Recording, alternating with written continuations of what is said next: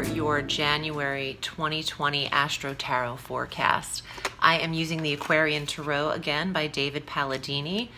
And thank you for your patience. Please watch your sun sign, your rising, and your moon sign for a full dose of divination for the month.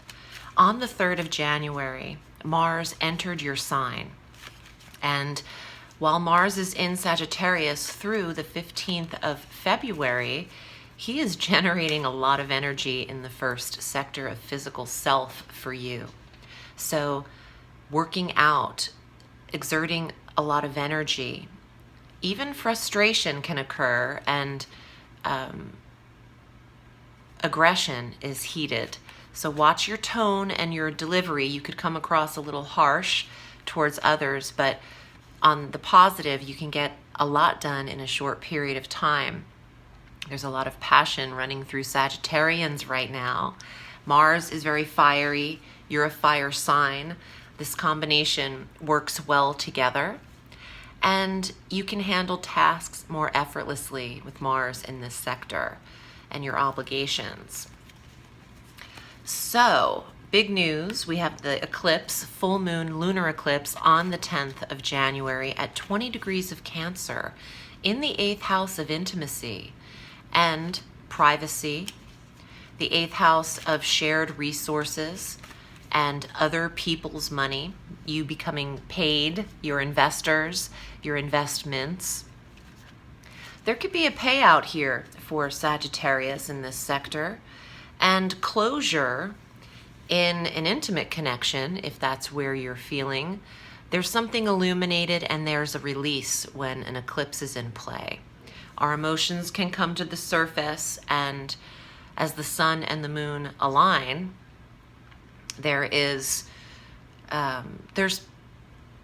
you're prone to have an overreaction. There's a lot of emotional energy in that time frame, the 10th, 11th, and the 12th of January.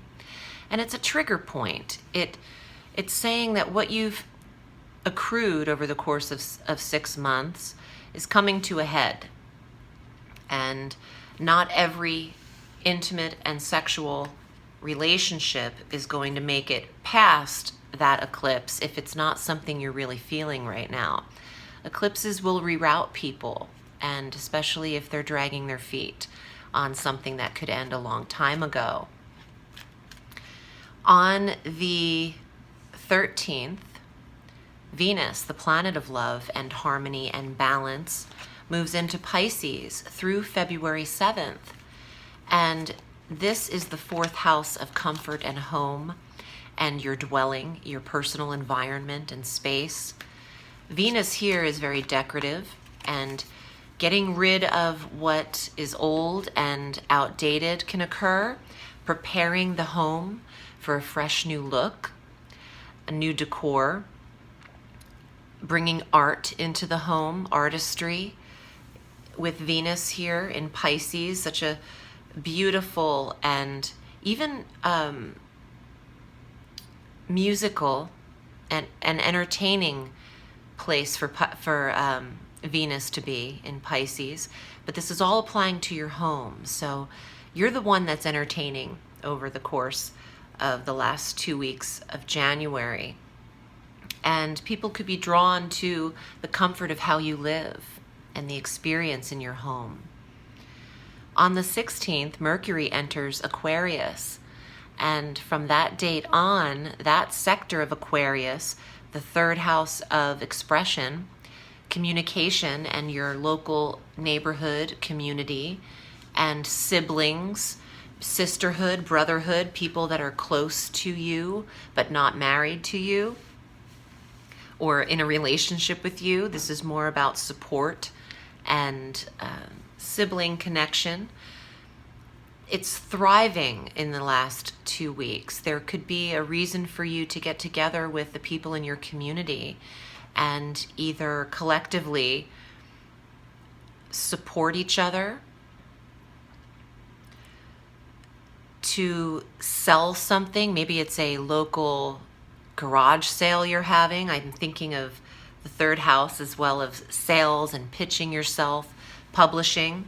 For those writers out there, this is your time to express, to publish, to write. Mercury is direct and will be in your third house from the 16th of January through the 3rd of February. The sun enters this sector on the 20th of January through the 18th of February. And then we have our new moon on the 24th at 4 degrees of Aquarius in this third house sector. New ideas, brilliant ideas, a new approach to your relationship with your siblings if there's needing to be something that's mended, and new places in your neighborhood resurrecting. There's a new brunch spot in town, so everybody has to go check it out.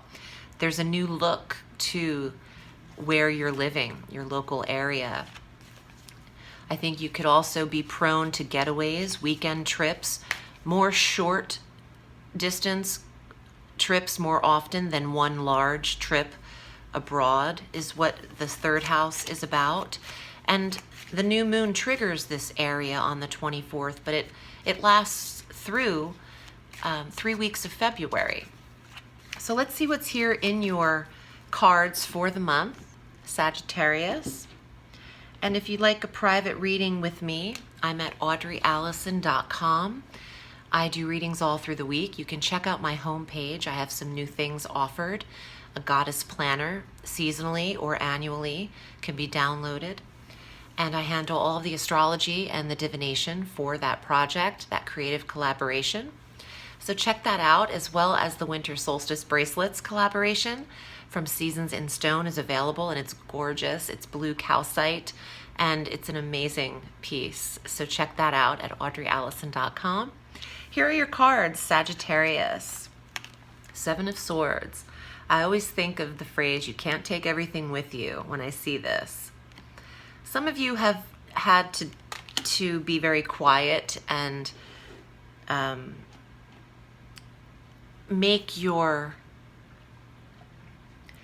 life easier by not sharing everything with everyone.